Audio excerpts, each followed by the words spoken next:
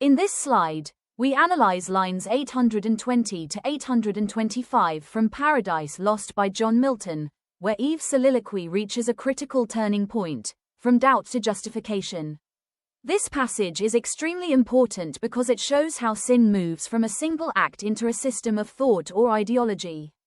Eve begins with the rhetorical question, without co-partner. This reflects her anxiety about being alone if she does not share the fruit with Adam. The use of rhetorical questioning continues to reveal her divided mind. However, this is not innocent questioning. It is now shaped by self-interest and insecurity. She then says, "So to add what wants, in female sex, the more to draw his love."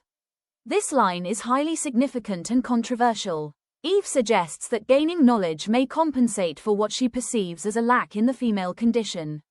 This reflects a theme of equality and hierarchy, where Eve begins to question her subordinate position. The phrase, "draw his love," indicates a shift toward manipulation through knowledge, rather than natural harmony. The line, "and render me more equal," clearly shows her desire for equality with Adam. But Milton presents this not as a noble aspiration, but as part of a distorted reasoning process, because it is rooted in disobedience. The phrase, "perhaps, a thing not undesirable, sometimes superior," goes even further. Eve imagines the possibility of becoming superior to Adam. This reflects the growth of ambition and pride, hubris. The most striking phrase is, "For inferior who is free?" This is a rhetorical and philosophical question. Eve equates freedom with superiority, implying that being inferior is incompatible with being truly free. This is a key example of perverted logic. She redefines moral and social order based on her own altered perception. At this point, we see the beginning of theological doubt. Eve subtly questions God's intention. Why would God deny knowledge? Is divine authority limiting human potential?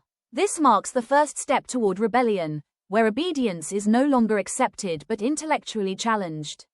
Milton uses enjambment throughout these lines, allowing Eve's thoughts to flow rapidly and continuously. This reflects the expansion of her reasoning, but also its instability and lack of control. Her mind is actively constructing arguments that move further away from divine truth. The second part of this passage shows self-justification. Eve begins to convince herself, if she has gained knowledge and has not immediately died, then perhaps God's warning was not true. This is a dangerous form of empirical reasoning, judging truth based only on immediate experience, ignoring divine authority. Psychologically, this marks a shift from doubt to complete internal validation of sin.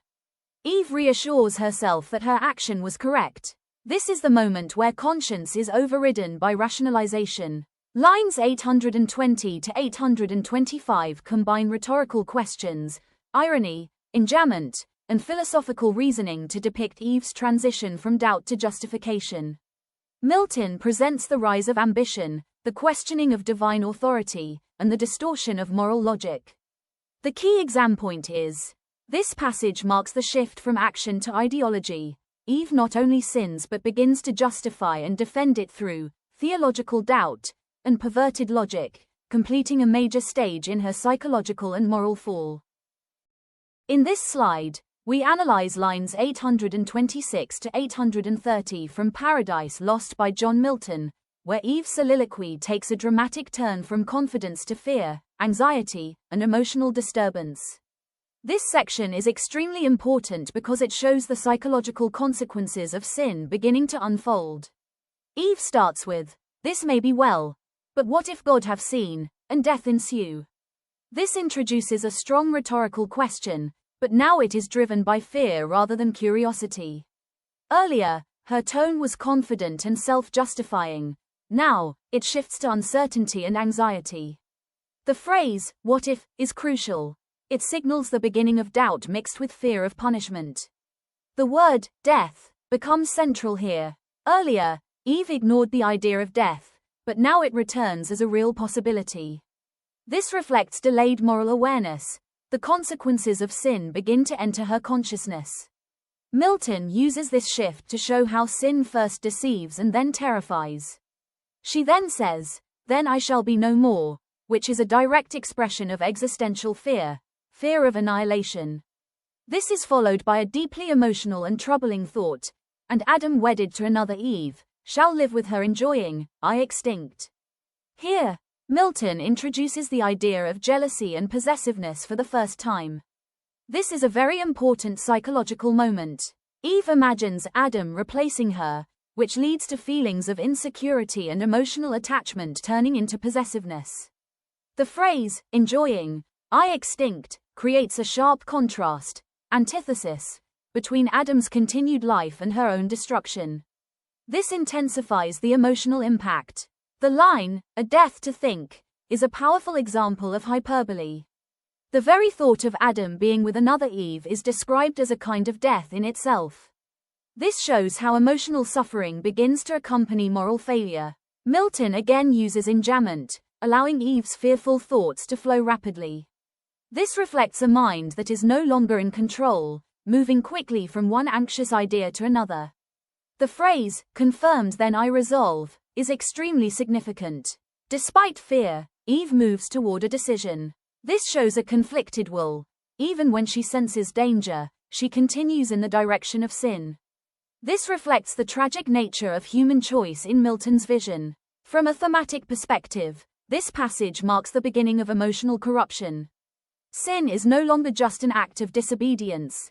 It now affects Eve's emotions, introducing fear, jealousy, insecurity, and possessiveness.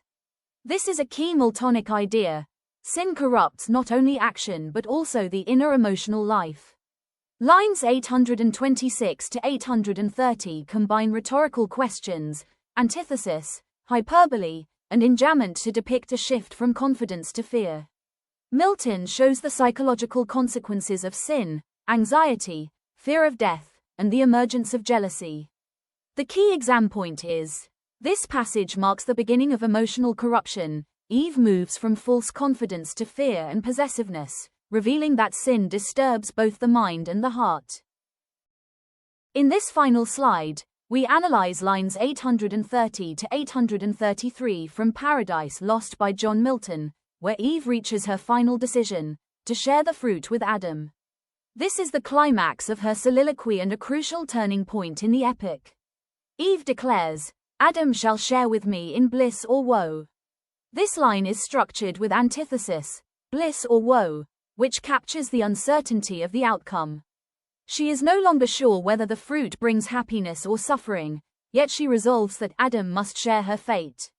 This reflects both unity and compulsion, a desire not to face consequences alone. The next line, so dear I love him, introduces the theme of love, but it is important to understand that this love is now complicated and mixed. It is not pure, selfless. We summarize all the major literary devices used in lines 795 to 833 from Paradise Lost by John Milton. This is a high-value revision section for competitive exams because it brings together form, style, and meaning. The entire passage is a soliloquy, where Eve speaks her inner thoughts aloud. This allows Milton to explore her psychological transformation in depth. Closely connected is apostrophe, seen in O Sovereign Tree, where Eve addresses a non-living object, showing emotional intensity and mental disturbance. One of the most important devices is dramatic irony. Eve calls the tree precious, while the reader knows it brings death. This creates a tragic gap between appearance and reality. Similarly, paradox operates throughout the passage. What seems like knowledge actually leads to destruction. Milton uses personification, as in, Earth felt the wound, giving nature human qualities to reflect the cosmic impact of the fall. Metaphor is seen in phrases like eating death, where the fruit symbolically represents sin and mortality. This connects to symbolism. The tree stands for forbidden knowledge, the fruit for sin, and death for consequence. There is also a strong biblical allusion to the book of Genesis, grounding the poem in a religious framework. Milton enriches the passage with imagery, both sensory, fair to the eye, and psychological, fear, doubt, anxiety, helping us visualize and feel Eve's experience. Repetition of ideas like knowledge and death emphasizes her obsessive thinking, while rhetorical questions, what if God have seen, reveal her inner conflict. Antithesis, such as life versus death or bliss versus woe, highlights opposing ideas and deepens the tension. The use of enjambment reflects the continuous flow of Eve's thoughts, while the entire poem is written in blank verse, unrhymed iambic pentameter, which gives it a natural yet elevated rhythm. We also observe emotional contrast, as Eve moves from confidence to fear, and foreshadowing, especially in her fear of punishment, hinting at the tragic outcome. Hyperbole appears in exaggerated praise like "precious of all trees," while tone shift is clearly visible, from admiration, to pride, to doubt, to fear, and finally to decision. This passage is a rich combination of literary devices that work together to reveal Eve's psychological, moral, and emotional transformation. The key exam point is, Milton uses a wide range of devices, especially irony, paradox, and soliloquy, to show how sin distorts perception, leading from false glorification to doubt, fear, and final decision. In this slide, we examine the major themes in lines 795 to 833 from Paradise Lost by John Milton, which are extremely important for understanding the deeper meaning of Eve's soliloquy. First, the theme of disobedience. Eve directly violates God's command by eating the forbidden fruit. This is not accidental. It is a conscious act, making it the central moral turning point of the epic. Next is free will. Milton strongly believes that humans are free to choose, and Eve exercises that freedom knowingly. She is not forced. Instead, she reasons, decides, and acts. This highlights Milton's idea that responsibility comes with freedom. The third theme is knowledge versus ignorance. Eve believes that gaining knowledge will elevate her, but in reality, it leads to destruction. This creates a powerful paradox. What appears as enlightenment becomes the cause of downfall. Then we see love versus possession. Eve claims she loves Adam deeply, but her decision to make him share the fruit is not purely loving. It is mixed with fear, insecurity, and a desire not to be left behind. Love begins to turn into possessiveness. Finally, the most important theme is the beginning of sin psychology. Milton shows that sin does not start with the action alone, it begins in the mind. Eve first justifies, then doubts, then fears, and finally decides. This psychological progression is key to understanding the fall. These themes together show that the fall is not just a physical act of disobedience, but a complex process involving free will, distorted knowledge, emotional conflict, and inner psychological change. In this slide, we analyze the character of Eve in Paradise Lost by John Milton, focusing on her transformation before and after the fall, an essential concept for exams. Before the fall, Eve is presented as innocent, pure, and obedient. She lives in harmony with nature, with Adam, and with God's command. Her thoughts are simple and uncorrupted, and her actions are guided by trust rather than questioning. She represents ideal human nature in a state of perfection. However, after the fall, we see a dramatic transformation. Eve becomes ambitious, desiring knowledge and even superiority. She becomes fearful, especially when she begins to think about death and punishment. At the same time, she shows signs of being subtly manipulative, particularly when she decides to share the fruit with Adam, not purely out of love, but also out of fear and a desire not to be left alone or inferior. This shift is not sudden but gradual. Milton carefully shows how her mind changes step by step, first admiration, then justification, then doubt, fear, and finally decision. Exam keyword: psychological degeneration. This means Eve's decline is mainly mental and emotional before it becomes physical. Her fall begins in her thoughts, through distorted reasoning, pride, and confusion, and then leads to action.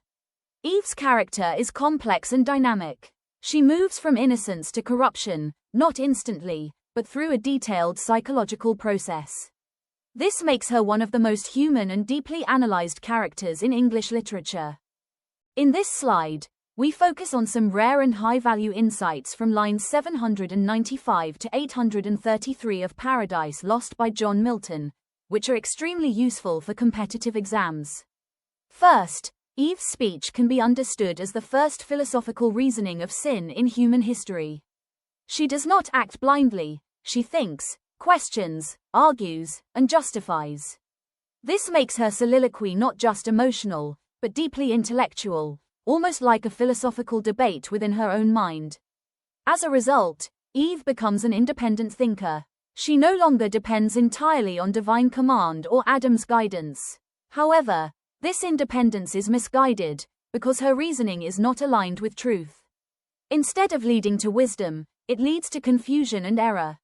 Milton is making a very important point here. He shows that sin is not just a physical act of disobedience, it is a process involving the mind and the emotions.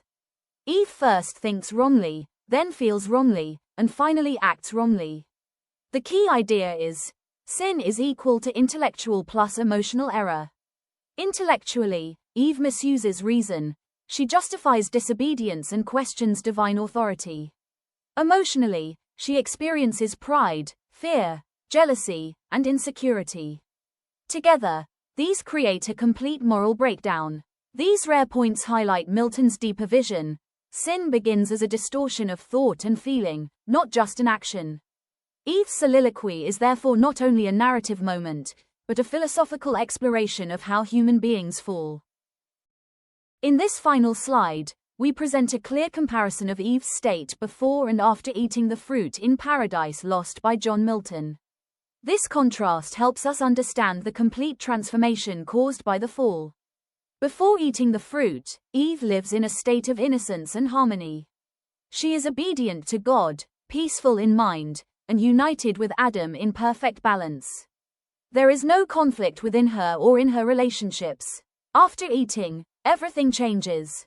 Innocence becomes awareness, but this awareness is painful and burdened. Obedience turns into rebellion as she begins to question divine authority. Peace is replaced by fear, especially fear of death and punishment. Unity breaks into division, between her and God, between her and Adam, and even within her own mind. This comparison clearly shows that the fall is not just a single act, but a complete transformation of human nature, mentally, morally, and emotionally. Milton teaches us that the greatest battles are not external, but internal. A single wrong thought, if justified, can lead to complete downfall. Eve's journey reminds us that true wisdom lies in aligning reason with truth, not in misusing it. If you found this explanation helpful, don't forget to like, share, and subscribe for more deep and exam-focused literature content.